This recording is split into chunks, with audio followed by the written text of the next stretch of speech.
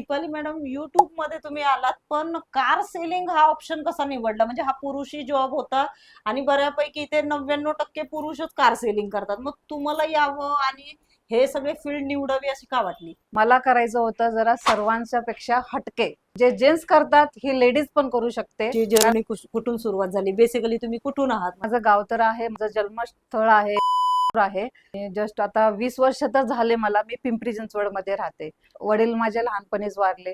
तर सर्व जिम्मेदारी माझ्या आईच्याच खांद्यावरती पडली. भावंडांना शिकवणं, माझे भावंड 2 आहेत आणि मी एक. लहानपणापासून हम्म. तुमच्यावर खूप जबाबदाऱ्या आल्या, तुमच्या येस. मम्मीवर जबाबदाऱ्या आल्या. 10वी पर्यंत शिकत असलं तरी पण लोक नाव ठेवत होते. कशाला शिकवतेस, काय करतेस, आईला बोलायचे. कुठली तरी पण तिला लग्न करून काय नवऱ्याच्या घरी भाकरीच भाजायचे. 2 भाऊ आणि ह्या एकट्या, अशा तिघांचं लग्न करायचं, मुलांना शिकवायचं आणि समाजात असताना आता त्या पण एकट्याच होत्या, मिस्टर नसताना म्हणल्यानंतर त्यांना अजून वेगळे चॅलेंजेस असतात. मग मॅम, तुमच्या लग्नाचा विचार कुठून सुरू झाला? म्हणजे कितव्या वर्षी तुमचा लग्नाचा विचार सुरू झाला तुमच्या फॅमिलीमध्ये किंवा तुमचा असं? देव म्हणतो ना, देता है तो छप्पर फाड के देता है. ती गोष्ट आहे ते मी रिअली सांगणार. माझं नक्कीच. लव्ह मॅरेज आहे. मी मराठा आहे आणि माझे मिस्टर 10वी संपली. माझे मिस्टर पण काय मोठे नाहीयेत, माझ्याच एजचे आहेत. कारण ते पण माझ्यासोबत 10वी लाच होते. एवढं ज्ञान नव्हतं की संसार कसा करायचा. फक्त एका ड्रेसवरती लग्न झालेलं आहे. मंदिरात जाऊन हार घातला आणि मंगळसूत्र घातलं आणि आम्ही घरी आलो, बस. म्हणजे फक्त हुंड्यानीच लग्न टिकतात ही एक संकल्पना मॅडमनीच मोडीत काढलेली आहे. लव्ह मॅरेज टिकवणं पण खूप अवघड गोष्ट आहे. मॅमनी ते टिकवलेलं आहे. त्यांचं टॅलेंट आपल्याला मान्य करावं लागेल. आणि त्यांची मम्मी एकटी असताना सुद्धा त्यांनी त्यांचं लग्न लावून दिलेलं आहे. चला, एकाला ह्याच्यावर केलेलं आहे, पण समजूतदार होत्या. अशिक्षित असून सुद्धा त्यांनी समजून घेतलं मुलीचं मन आणि आपल्या जावयाचं मन. ह्या आणि सगळ्या जर्नीमध्ये मॅडमचं म्हणजे अर्निंग कुठून होत होतं? जॉबला जात होत्या, आता त्या ज्या अर्न करतात ते आत्ताचं आहे. तेव्हा बेसिकली लग्न झालं तर किती प्रॉब्लेम्स येतात. पैसा कमवायचं ठिकाण म्हणजे एकतर मुंबई नाहीतर पुणे. जेव्हा आलो तेव्हा आम्ही अशा साध्या घरात राहिलो होतो की आता मला म्हणजे सांगणं पण होत नाहीये. किती आठवण आली तर मला डोळ्यात पाणी येतं. मी आले पत्र्याच्या घरात राहिले मॅम. मी माझा स्वतःचा संसार थाटला. 4 भांडे लावले. 4 भांड्यांवरती मी त्या भांड्यात जर भाजी बनवली, ती भाजी दुसऱ्या ताटीत काढून घ्यायची आणि मग त्याच्यात भात शिजवायचा किंवा त्यात मी चपातीचं पीठ मळायचं भांड्यात. आम्ही 2 वर्ष कशाही काढले. हिंजवडी म्हणून एक एरिया आहे, तिथं मी पहिलीच एक कंपनी अशी चॉईस केली तर 12-13 वर्षाच्या मुलगीला सुद्धा कामाला ठेवत होते. ते काय पेपर पॅकिंग किंवा असे काहीतरी डिझाईनचं काम असेल तर तिथे. कदमजी म्हणून एक कंपनी होती, त्या कंपनीत मी काम केलं. तिथं ची नोकरी मला फर्स्ट टाइम भेटली. पदमजी मिल आपली थेरगावात आहे. आत्ताचे मला 1 लाख रुपये येते. नमस्कार, मी किरण साबळे. मी आज नवीन चॅनल चालू केलेला आहे, पॉडकास्ट. मला लाईफ स्टोरी बद्दल सगळ्यांची माहिती सांगायची होती. राज शामन सरांनी सांगितलं होतं, तुम्हाला पॉडकास्ट करायचा असेल तर तुम्हाला जे दिसेल तुम्ही त्याचा पॉडकास्ट घ्या. आणि मला पॉडकास्ट चॅनल चालू करण्याच्या आधी असं वाटत होतं मी कोणाचं घेणार, मला जमेल की नाही.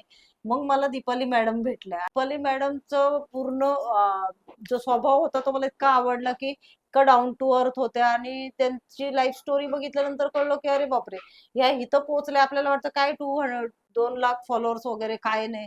आता मला कळते की जसं मी एका फॉलोअर्स पासून सुरू केलं आणि 62 फॉलोअर्स पर्यंत पोहोचले, तर यांना 200K पर्यंत करायला किती त्रास झाला असेल.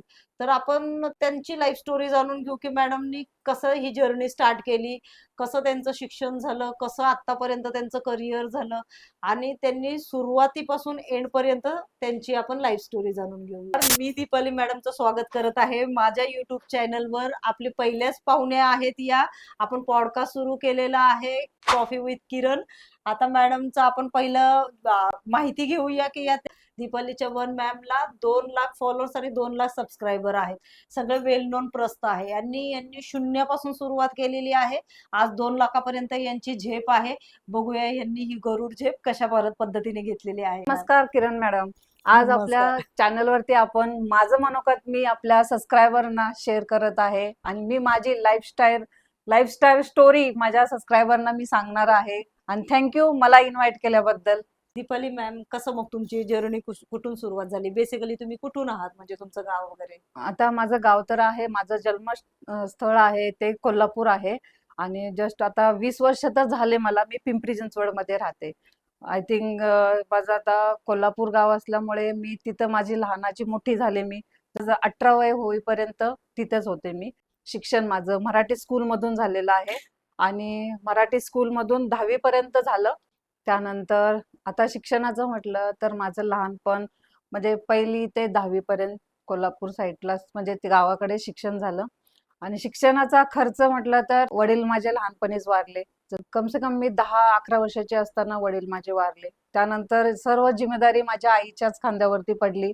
माझे भावंडांना शिकवणं, माझे भावंड 2 आहेत आणि मी एक. म्हणजे आम्ही 3 जण आहेत आता. म्हणजे लहानपणापासून हम्म. तुमच्यावर खूप जबाबदाऱ्या आल्या, तुमच्या येस. मम्मीवर जबाबदाऱ्या आल्या. मग आणि तुम्ही म्हणजे शिक्षणासाठी कुठे जॉब वगैरे करत होता का गावी असताना? नाही, गावाकडे आता गाव म्हटलं तर खेडेगावात तर बिलकुलच आपल्याला परमिशन सुद्धा भेटत नाही की बाहेर जाणं किंवा बाबा असं जॉब करणं.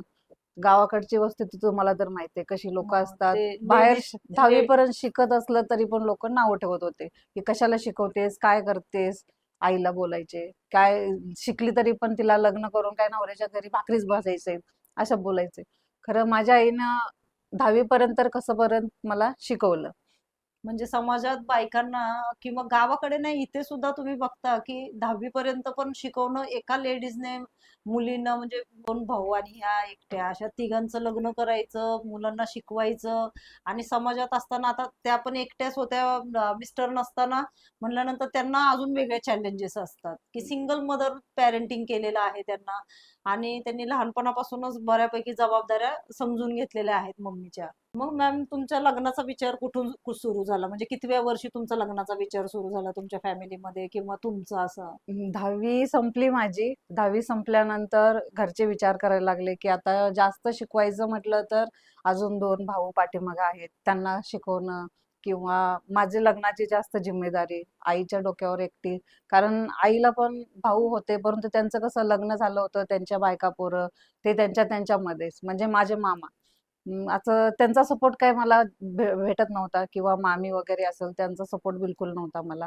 माझी आई असेल, माझी आई पण काही शाळा शिकलेली नाही किंवा काहीच नाही. तरी सुद्धा म्हणजे अडाणी असून सुद्धा ती इतकी टॅलेंटेड आहे. कुठल्याही गोष्टीमध्ये म्हणा किंवा तिला असं कुठली एखादी वस्तू सांगा की तुला ही करायची आहे, तर ती करणारच, ती परफेक्टली करणार. जसं की एखादी शाळा शिकलेली जसं लेडीज काम करते ना तशी ती परफेक्ट करणार. अशी तिची म्हणजे एक हे होते बुद्धिमत्ता.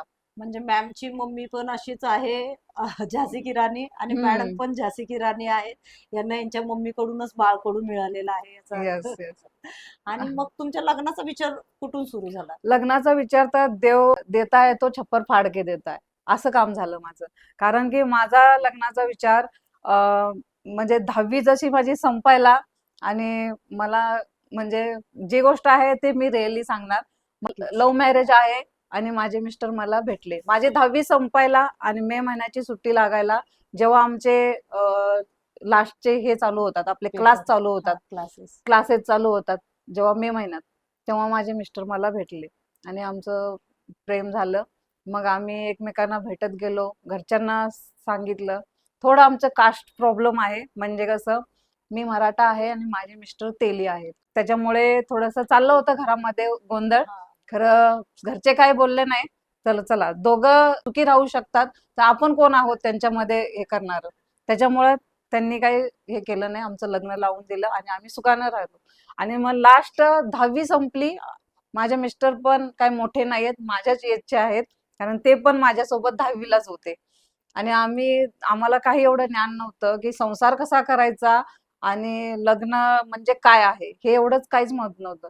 फक्त एका ड्रेसवरती लग्न झालेलं आहे, मंदिरात जाऊन हार घातला आणि मंगळसूत्र घातलं आणि आम्ही घरी आलो, बस. बघा, बिना हुंड्याचं लग्न झालेलं आहे आणि सुखी आहेत मॅम.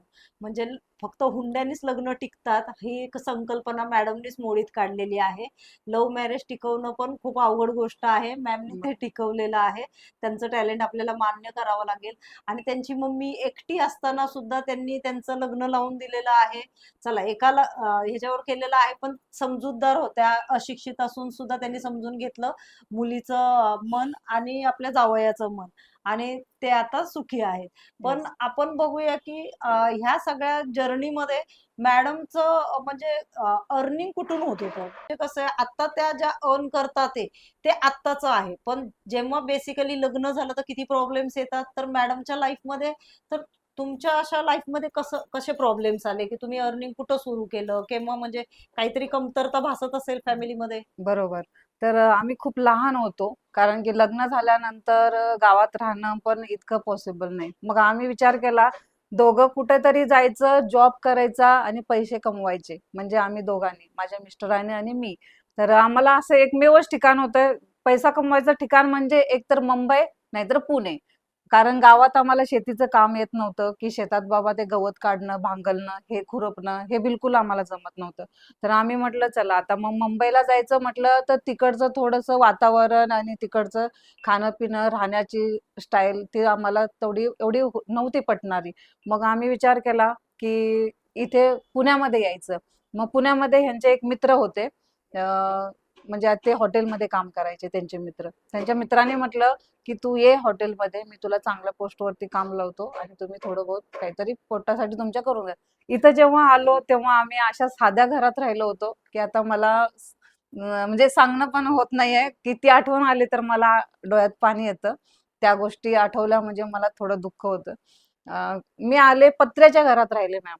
पत्र्याच्या घरात राहून मी माझा स्वतःचा संसार थाटला किंवा मी असे 4 भांडे लावले. 4 भांड्यांवरती मी त्या भांड्यात जर भाजी बनवली, ती भाजी दुसऱ्या ताटीत काढून घ्यायची आणि मग त्याच्यात भात शिजवायचा किंवा त्यात मी चपातीचं पीठ मळायचं भांड्यात.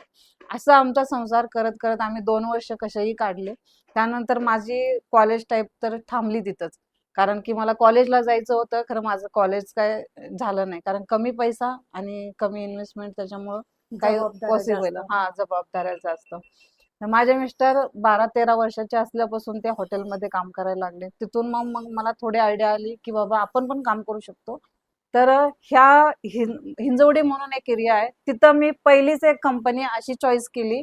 तिथं 12-13 वर्षाच्या मुलगीला सुद्धा कामाला ठेवत होते. म्हणजे ते काय पेपर पॅकिंग किंवा असे काहीतरी डिझायनिंगचं काम असेल तर तिथे. आणि पदमजी म्हणून एक कंपनी होती. त्या कंपनीत मी काम केलं. तिथं 6,000 ची नोकरी मला फर्स्ट टाईम भेटली. पदमजी मिल आपली थेरगावात आहे. हं. कोणत्या साली? 2010 मध्ये. 2010 मध्ये. हं. तेव्हा आम्ही 11वी-12वी करत असेल चिंचोड गावात. 2010 मध्ये मी इथं पुण्यात आले. 6,000 ची नोकरी होती. ते 6,000 म्हणजे आत्ताचे मला 1,00,000 रुपये आहेत ते. काय मला सोनं पण बघा कमीत कमी 3-3.5 हजारांनी असेल. बरोबर. हा. मग कशी सुरुवात झाली तुमच्या जॉबची? पहिला जॉब तुमचा 6,000चा केला. मग हो. तुम्ही दुसरा जॉब स्विच केला का त्याच्यामध्येच तुम्ही राहिला? त्यानंतर मग मला 6,000 जसजसे मिळाले तसं मी माझं शिक्षण चालू केलं पुन्हा. कारण माझं शिक्षण 10वी नंतर मी केलंच नव्हतं. त्यानंतर मग फर्स्ट इयर, सेकंड इयर असं केलं. पुन्हा जॉब मला चांगले लागत गेले. दुसरा लागला 12,000चा जॉब. तिथं मी 1-2 वर्ष केलं. त्यानंतर माझं प्रमोशन झालं. प्रमोशन झाल्यानंतर मला लागला 20,000चा जॉब. 20,000चा लागल्यानंतर मग अजून थोडं शिक्षण कंप्लीट केलं. पुन्हा माझा चांगला सपोर्ट म्हणजे कंपनीला भेटला. त्याच्यामुळे मला त्यांनी चांगल्या पोस्टवरती ठेवलं. तिथे मला 30-35 हजाराचा पेमेंट चालू झाला. बघा 2010 ते 12 मध्ये मॅडमने डायरेक्ट 10,000 6,000 पासून 35,000 पर्यंत मजल मारली. म्हणजे मॅडम काही कमी नाहीये. आणि 35,000 पासून मला अनेक कंपनीत असा जॉब लागला म्हणजे मेन म्हणजे इन्फोसिस. इन्फोसिसमध्ये मी होते. तर तिथे मला कम से कम 40,000 पेमेंट पडत होतं. पदमजी मिल पासून इन्फोसिस पर्यंत मॅमचा प्रवास गरुड झेपच म्हणायला लागेल. आत्तापेक्षा तर तेव्हाच भरपूर चांगला त्यांनी ग्रेसफुल जॉब केला होता. आणि त्यानंतर आपला ओव्हरटाईम हे ते असं पकडून माझे 60-70 पर्यंत तरी असं पेमेंट यायचं. 60 पकडा, 60 पर्यंत जायचं पेमेंट. खरं 60 पर्यंत येऊन सुद्धा ह्या पुण्यामध्ये काहीच हा, पुरत नव्हतं. नाही पुरत. हो. मग मी असं पार्ट टाइम जॉब करायचं किंवा शिलाईचं काम करायचं असा विचार केला. खरं माझे घरचे इतके हिरो लोक आहेत ना, की त्यांचा मला इतका सपोर्ट आहे. मेन म्हणजे माझ्या मुलाचा आणि माझ्या मिस्टरांचा. कारण की माझा मुलगा इतका हुशार आणि इतका टॅलेंटेड आहे ना आणि आता त्याचं शिक्षण पण आता पूर्ण कंप्लीट झालेलं आहे आणि त्यानं स्वतःच्या पायावरती शिक्षण कंप्लीट केलेलं आहे. मी स्वतः हे 1 रुपया घातलेला नाहीये. कारण तो पार्ट टाइम जॉब करून स्वतःचं शिक्षण कंप्लीट केलेलं आहे. मग आणि तुम्ही युट्यूब मध्ये कसं आला, म्हणजे तुमचं कसं आहे आता युट्यूब आणि इंस्टाग्राम आत्तापासून जर 5-6 वर्षापूर्वी म्हणजे कोरोनामध्ये तर इंस्टाग्रामला कोणी ओळखतच नव्हतं ओळखत आणि नव्हतं. मी पण टिकटॉकवर होते, पण टिकटॉक मध्ये पैसे भेटतात हे माहिती नव्हतं. पण मला माझे व्हिडिओ सेव्ह करायचे होते म्हणून मी व्हिडिओची सुरुवात केली, की मी मेले तरी माझा हा व्हिडिओ राहावा. तर तुम्ही तुमची सुरुवात कशी केली?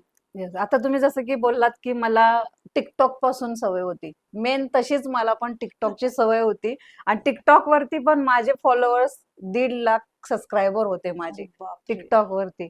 आणि टिकटॉक वरती पण मी फेमस होते.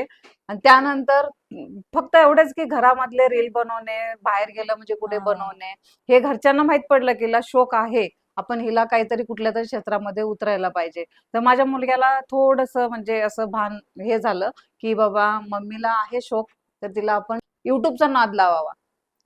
की आपण इंस्टाग्राम वरती पण व्हिडिओ बनवतो. तर तिला इकडे बनव म्हणजे पैसे मिळतात. तिला सांगितलं तर ते पटेल. पण मला वाटत नव्हतं की बाबा पैसे मिळतात, युट्यूब वरून पैसे मिळतात हे मला माहित नव्हतं. खरं माझ्या मुलग्याने मला दाखवून दिलं. कारण मी काही युट्यूबर असे बघितलेत की खूप म्हणजे जे हो, हो. झोपडीत राहणारे लोक आज बंगल्यात राहतात. डायरेक्ट आणि बंगल्यात. ते हो. डायरेक्ट स्वतः सांगतात की बाबा आम्ही युट्यूबमुळे झालेलो आहोत. हो. आणि मेन तशीच परिस्थिती माझी झाली. मी पत्र्याच्या घरातून मी आज स्वतःच्या स्लॅबच्या फ्लॅटमध्ये राहते. आणि युट्यूबची जर्नी माझी सुरू केली माझ्या मुलग्याने. पहिल्यांदा युट्यूब चालू केलं तेव्हा लोकांच्या इतक्या भरभरून मला शिव्या आल्या, कमेंट्स आल्या की तू काय करतेस हे? तुझं काम नाही आहे. पुरुषी जॉब. हा, पुरुषी जॉब. तू पॅन्ट काय घालते, शर्ट काय घालतेस, काय पुरुषासारखं उभारतेस, पुरुषांच्या समोर उभारून काय बोलतेस, असं मला भरपूर कमेंट आल्या. खरं मी कमेंटला एकाही जबाब दिला नाही. पूर्ण निगेटिव्ह असेल, पॉझिटिव्ह असेल, काही असेल, बघितल्या नाही. बघा, जी लेडीज या इंस्टाग्रामवर येते, टिकटॉकवर येते, युट्यूबला येते, तिला पहिली कमेंट ही घाणेरडीच येते. येस. पण ती कमेंट येते कुठून? झिरो पोस्ट आणि झिरो ज्यांचं म्हणजे ज्यांचं नकली आहे ते आयडी, ते डुप्लिकेट आयडी बनवतात आणि फक्त घाणेरडे कमेंट करण्यासाठी हे करतात. आणि या घाणेरड्या कमेंटमुळे सुसाईड झालेले आहेत बघा, जीवाला लावून घेतल्यानंतर. आम्ही जेव्हा ह्याच्यामध्ये फर्स्ट आलो तर पहिले ठरवलं होतं की कमेंटला लक्ष नाही द्यायचं. मी तर कमेंट बंद करण्यासाठी शोधत होते की हा कमेंट कसा बंद केला पाहिजे की कमेंटच नाही आली पाहिजे. सगळेजण म्हणतात तुझ्या व्हिडिओला घाण कमेंट येते. तर मी ते बघण्यासाठी सेटिंग मध्ये गेले, पण एका माणसाने रिव्ह्यू दिलेला होता की घाणेरड्या कमेंट येऊ द्या, कसलाही कमेंट येऊ द्या, ते तुम्हाला एंगेजमेंट देतात, रीच देतात, तर तुम्ही काही त्या इंस्टाग्रामच्या किंवा युट्यूबच्या कसल्याही घाणेरड्या कमेंट बंद करू नका, फक्त इग्नोर करा. आणि इग्नोर केल्यावर आम्ही आज इथं आहोत आणि मॅडम इथं आहेत. येस. आणि जे घाण कमेंट करतात ना तेच आपले पहिले व्हिडिओ बघतात हा. आणि आपल्याला ते रीच वाढवून देतात. म्हणजे ते आमचा फायदा करतात. फायदा करतात, म्हणजे ते बरोबर. सुद्धा आमचेच आहेत. येस. घाणेरडे कमेंट करणाऱ्यांनी अजून भरभरून आयडी बनवा, हा, अजून घाणेरड्या कमेंट करा. कमेंट द्या. आम्ही इथून इथे जाऊ तुमच्यामुळे, तर तुम्ही बरोबर. अजून जास्त आयडी बनवा. बरोबर. हा. आणि 12 ते 12 म्हणजे 12 तास या 36 तास ड्युटी केली ना तरी ते पैसे तुम्ही तुम्हाला इतकं पेमेंट कमवू इतका शकता. येणार नाही. आणि येणार. घरात मुलांना बघून गृहिणींनी हा जॉब केला तर चांगलाच आहे. येस. तुम्ही तुमच्या ज्याच्यामध्ये तुमची कला असेल, स्किल असेल, कुठूनही सुरुवात करा, सुरुवात करा. बोलायला सुरू करा. बघा, मी पॉडकास्ट बनवताना मी राज शमानीचं व्हिडिओ बघितला होता. ते खान सरांना सांगत होते की तुम्हाला पॉडकास्ट घ्यायचा आहे ना, तर तुम्ही कुणाचाही रॅन्डमली पॉडकास्ट घ्यायला चालू करा आणि टाका व्हिडिओ. तुम्हाला काय होईल, जास्तीत जास्त कमी व्ह्यूज येतील, पण तुमच्या टॅलेंटला कोणी ना कोणी असा माणूस असेल की तो बघेलच. मग मॅडम मला भेटल्या, मॅडम आपल्याकडे वेट लॉसला आलेल्या होत्या येस. आणि मॅडम मला भेटल्या आणि बोलल्या की आपल्याला असं काहीतरी वेगळं करायचंय. म्हणजे कसं, आपण शोधत शोधत शोधत काहीतरी नवीन सुरू केलं आणि पॉडकास्ट चॅनल आपला सुरू केला. गुड. आणि मॅडमची जर्नी मला खूपच आवडली. इतक्या डाऊन टू अर्थ मॅडम आहे, बोलायला इतक्या पोलाईट आहे. त्यांना थोडासा पण ते घमेंड म्हणतो ना, तशी घमेंड बिलकुलच नाहीये. आणि मॅडमची जर्नी सगळ्यांनीच मोटिवेशन घेतलं पाहिजे मॅडमचं. आणि झिरो पासून सुरू करा आणि व्हिडिओ बनवायला सुरू करा. पहिली गोष्ट तर आयडी ओपन करा, 100 आयडी ओपन करा आणि रोज 100 व्हिडिओ टाका. व्हिडिओ टाकायला पैसे लागत नाही, बरोबर. व्हिडिओ टाकल्यावर पैसे भेटतात. येस. बरोबर आहे की नाही? सुरू करा हा. पहिला व्हिडिओ, कोणी आमचं पॉडकास्ट बघत असेल तर. स्टोरी तर सगळ्यांचीच वेगवेगळी असते मित्रांनो. कारण की हे सांगण्याचा उद्देश मॅडमचा असा होता की युट्यूब आणि इंस्टाग्राम हे अशी 2 गोष्टी आहेत की आपण त्याच्यावरून पैसे कमवू शकतो आणि आपली लाईफस्टाईल स्टोरी जी असेल ती पण सांगू शकतो ह्याच्यावरती. हा. आणि मेन म्हणजे आता मॅडमने नवीन झिरो से चॅनल. हिरो, झिरो से हिरो बघायचं असेल येस. तर आज आम्ही बाहेर गेलो, मॅडमला पण दीपाली मॅडम तुम्ही आहात का, आता ह्या येतात ना आम्हाला इन्क्वायरीला येतात, या मॅडमला भेटून मॅडमचा रिव्ह्यू बघून की या मॅडम आलेल्या होत्या ना तुमच्या, हा मग त्या आम्हाला जे कमेंट करतात ना ते नथिंग आहे, नथिंग आहे, यांच्याकडे असं नाहीये तसं नाहीये, हे सांगतात ते सांगतात, ते ऍक्च्युली येऊनच गेलेले नसतात आमच्या इकडे ऍक्च्युली मध्ये. मॅडम आल्या, पहिले 10 मिनिटं दिले, जॉईन करायचं म्हणलं आणि जॉईन केलं, आणि आतापर्यंत त्यांनी 8.5 किलो कमी पण केलेलं आहे. बरोबर. तर जसं आम्ही काम आमचं वेगळं होतं, आम्ही वेगळ्या क्षेत्रात आलो, पण आम्हाला कोणी ओळखत नव्हतं, त्यांना वाटलं कोणीतरी ही रॅन्डम व्यक्ती आहे की ही अशी व्हिडिओ टाकते, आणि ते कमेंट करतात. त्यांना नाही माहिती की आमचं शिक्षण काय, आमचा हुद्दा काय, आम्ही काय केलेलं आहे ना आमचं काय काम आहे. जे स्क्रीनवर दिसतंय त्याला खरं मानतात आणि घाणेरड्या कमेंट करायला चालू करतात.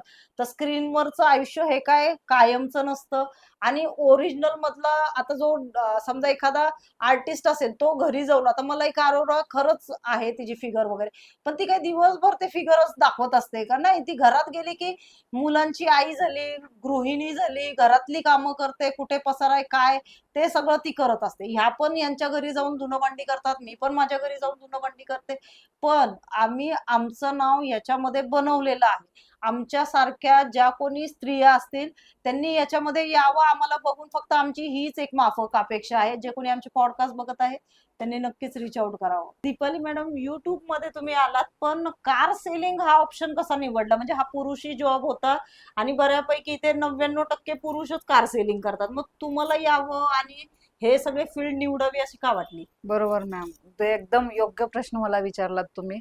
तर मला करायचं होतं जरा सर्वांच्या पेक्षा हटके, म्हणजे जे जेंट्स करतात ही लेडीज पण करू शकते. कारण आजकाल समाजात लेडीजला खूप म्हणजे डिमोटिवेट. डिमोटिवेट करतात लोकांना, फक्त तू धुणं भांडी कर, स्वयंपाक कर असे म्हणतात. खरं असं नाही आहे, लेडीज पण सर्व काही करू शकते. म्हणून मला होता छंद कारचा, म्हणजे जास्तीत जास्त मला टू व्हीलर चालवायची, फोर व्हीलर चालवायचा हा भरपूर असा मला शौक होता. मग मी विचार केला, बाबा आपण नेहमीच स्वयंपाकचं काय दाखवायचं, स्वयंपाक करणं, हा आज भाजी हे केली बाबा, उद्या चपाती करते, हे तर आपण नेहमीच दाखवतो चॅनेलवरती. तर मी विचार केला असं हटके काहीतरी करायचं, जसं की लोकांना पसंत यायला पाहिजे आणि लोक मला दररोज मला सर्च करून बघायला पाहिजेत, असं काहीतरी करून दाखवायचं. म्हणून मी हा फील्ड चॉईस केला आणि कार सेलिंगचं तर एकदम बेस्ट ऑप्शन म्हणून मी इथे गेले. पहिला मला काहीच येत नव्हतं, कार मधलं काहीच माहित नसायचं, कारचं नाव सुद्धा माहित नसायचं. माझा मुलगा सांगायचा मला की मम्मी ह्या कारला असं बोलायचंय, त्या कारला असं बोलायचंय. आणि आता मेन म्हणजे हे सगळं शूट करायचं म्हटलं ना, त्याला लागतो मेन कॅमेरा. कॅमेरा म्हणा किंवा माईक म्हणा, हे गॅजेट आमच्याकडे नव्हते. तर मी जॉब करत होते, रात्रभर नाईट ड्युटी करायची आणि दिवसभर युट्यूबच्या पाठीमागं, म्हणजे दिवसभर व्हिडिओ बनवायला. आणि पेड प्रमोशन करत नव्हते मी. 1 वर्षभर मी फुकट लोकांचे व्हिडिओ बनवले, 1 वर्षभर. नंतर मला पेड प्रमोशन यायला लागले. की बाबा माझा जेव्हा चॅनेल ग्रो झाला, माझा चॅनेल 10K पासून 10K जेव्हा झाले, नाही 5K झाले ना, तेव्हाच मला प्रमोशनचे ऍड यायला लागले आणि प्रमोशनसाठी मला कॉल यायला लागले. आणि हे गॅजेटचं तुम्ही म्हटलात, ते गॅजेटचं मी छोट्याशा, माझा आता तर मोठा मोबाईल आहे आणि तो पण अजून मी अँड्रॉइड फोन वापरते, आयफोन नाही वापरत. आणि असाच एक माझा ओप्पोचाच मोबाईल होता, तो पण स्क्रीन त्याची फुटलेली होती, पूर्ण खराब झालता, पाठीमागं कव्हर सुद्धा नव्हता. आणि मी रात्रभर नाईट ड्युटी करायची आणि दिवसा युट्यूब मध्ये काम करायची. खरं माझे जे कलिग असे होते, त्यांनी मला असा टोमणा दिला ना, तो मला इथे लागला मॅडम, खरं सांगते, इथे लागला. त्याच दिवशी त्यांनी मला सकाळी 8-9 वाजता बोलले, जेव्हा माझे ड्युटीचं टाइम संपलं होतं, मी घरी येत होते, आणि त्यावेळेला मला त्यांनी बोलले की मॅडम तुम्ही काय युट्यूबवर काम करू शकता मॅडम, तुम्ही अशाच नुसत्या हातात मोबाईल घेऊन इकडे तिकडे उड्या मारता म्हणून, असंच बोलले त्यांनी. एवढंच बोलले ना, माझ्या डोक्यात तेवढंच फिट झालं. घरी येऊन फक्त मुलग्याला म्हटलं, आजपासून जॉब सोडला मी, आजपासून फक्त युट्यूब काम करायचं, युट्यूबवर काम करायचं. माझा मुलगा म्हणाला मम्मी काय झालं, तर नाही म्हटलं मला लय त्रास होतोय आणि आपण कॅमेरा घ्यायचा. तो म्हटला कॅमेरा घेतला तर मम्मी त्याला माईक लागतो, परत त्याला एडिटिंगला लॅपटॉप म्हण किंवा असं काय भरपूर काही गॅजेट असतात, आणि तू कसं काय आता एवढं युट्यूबवर काम करायचा निर्णय. नाही म्हटलं काही करू आपण, घरात मी म्हटलं माझ्याकडे एक वस्तू आहे ते ठेवूया, म्हटलं आपण सोन्याची वस्तू आहे ते ठेवूया. तो म्हणाला नको, सोनं बिनं नको ठेवू, तुझं मार्केटमध्ये थोडं तुला ओळखतात लोक, त्या दुकानात जाऊ. आणि मी पहिला प्रमोशन मोबाईलचं करत होते.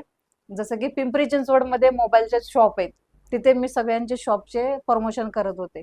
फक्त मला पेड प्रमोशन करत होते तेव्हा मी किती, फक्त मला 5,000 सबस्क्रायबर होते, तेव्हा मला फक्त 2,000 रुपये पेमेंट होतं त्याचं. बघा 2000 पासून हा. सुरुवात. आणि त्या 2,000 मध्ये मी विचार केला, म्हटलं मला असं पण मिळतात, मी हप्त्यावरती कॅमेरा घेऊ शकते किंवा काहीतरी.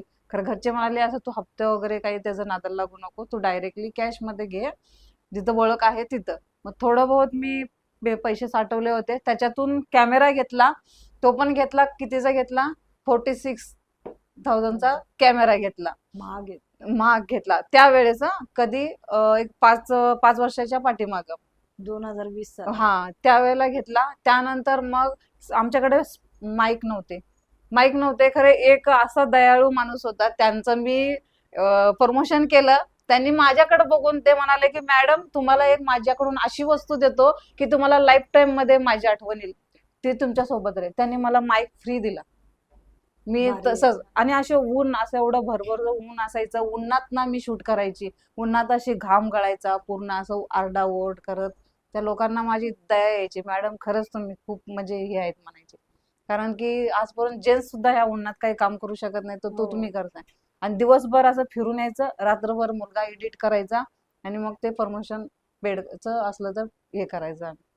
अशी युट्यूबची आमची जर्नी होती. युट्यूबला काम करणं आपण नाही. सोपं हा. नाहीये, कारण एडिटिंग हे मन महत्वाचं आहे. कारण काही गोष्टी असतात ते इतकं एडिट करावं लागतात ना, पूर्ण केअरफुली करावं लागतात. दीपाली मॅडमचा आता आपण लाईव्ह स्टोरी पाहिलेली आहे. आम्ही पण दोघी नवीनच आहोत.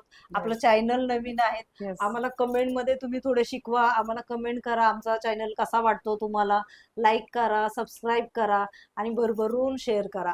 येस. आणि आणि मॅडमला पण सबस्क्राईब करा, मला पण सबस्क्राईब करा. गुड मित्रांनो, खरंच आज मी फर्स्ट टाइम असं कोणाच्या समोर तर माझी लाईफ टाईम जर्नी मी शेअर केलेली आहे. आणि भरपूर अजून काही आहे माझ्या लाईफ मध्ये, मी तुम्हाला सांगणारच आहे. हा एक छोटासा पार्ट होता, मी तुमच्यासाठी शेअर केला. आणि मॅडमने आज मला भरपूर असा आग्रह केला म्हणून मी त्यांना पण तो शेअर केला. आणि त्यांचा न्यू चॅनल आता ओपन झालेला आहे, त्याची लिंक आपल्या डिस्क्रिप्शन मध्ये तुम्हाला भेटूनच जाणार आहे. आणि आपल्या युट्यूब चॅनेलच्या स्टोरीवरती सुद्धा तुम्हाला ती दिसून जाणार आहे. तर नक्की तिकडे जाऊन चेकआउट करायला विसरू नका. तिथे पण जाऊन चेक करा आणि लाईक करा, शेअर करा, सबस्क्राईब करा. धन्यवाद. धन्यवाद.